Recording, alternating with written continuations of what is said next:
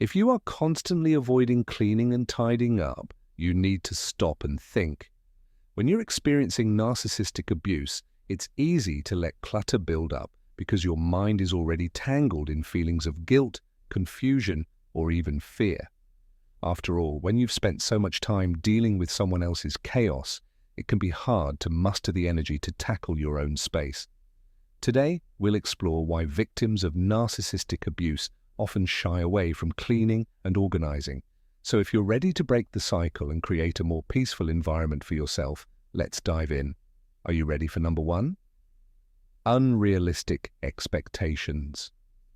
Many victims of narcissistic abuse struggle with staring at a messy room, feeling like they have to tackle the entire mountain of chaos in one go.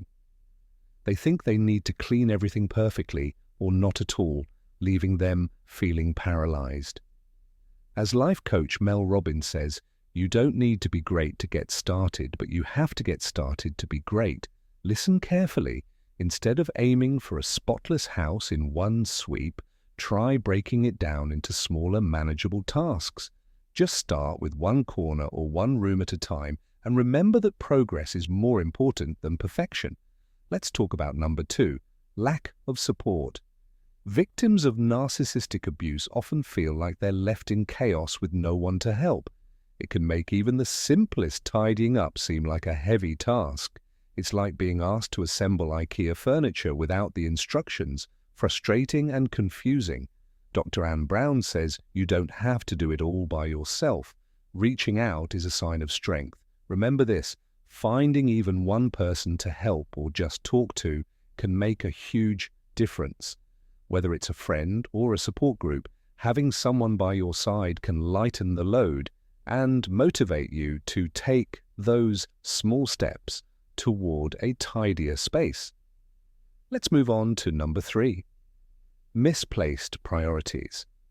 When you're dealing with the aftermath of narcissistic abuse, it's easy to put your emotional needs first and forget about the practical stuff like cleaning. You might feel like tackling your feelings is more important than tidying up your space, and that's totally okay. As psychologist Dr. Judith Orloff says, self-care is not selfish, it's essential. Taking the time to process your emotions is important, but remember, a messy environment can also weigh you down emotionally.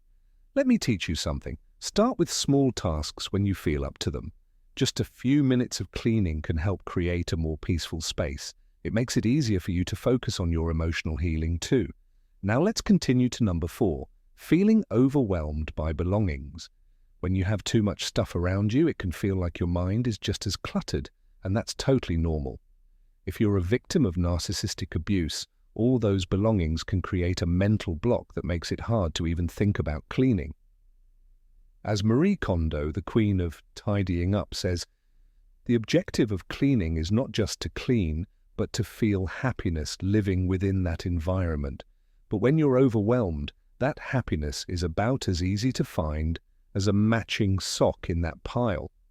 To make it easier, start with a drawer or shelf, and as you clear things out, you might find it helps clear your mind too.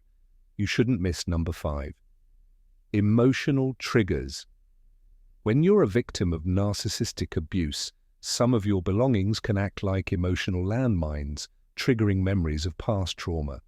Seeing a certain item might suddenly bring back feelings you'd rather avoid, making cleaning feel impossible.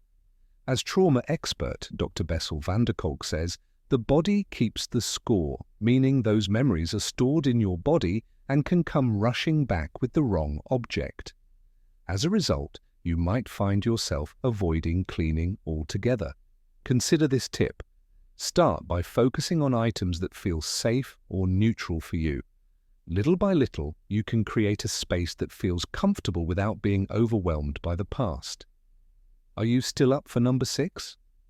Inconsistent routines. If you've been through narcissistic abuse, you might notice that your cleaning routines can feel all over the place. It makes it tough to build healthy habits. One day you might clean like a champ, and the next you might just want to bury yourself under a pile of laundry. As habits expert James Clear puts it, you do not rise to the level of your goals, you fall to the level of your systems. It means that without a consistent routine, it's hard to make cleaning feel like a regular part of your life. Try starting small, like setting a timer for just 5 minutes to tidy up one area. By making it a little daily habit, you'll find it easier to establish a routine that works for you over time. What are your thoughts on this video? Let us know in the comments below. If you enjoyed this video and want to see more like it, please subscribe to our channel.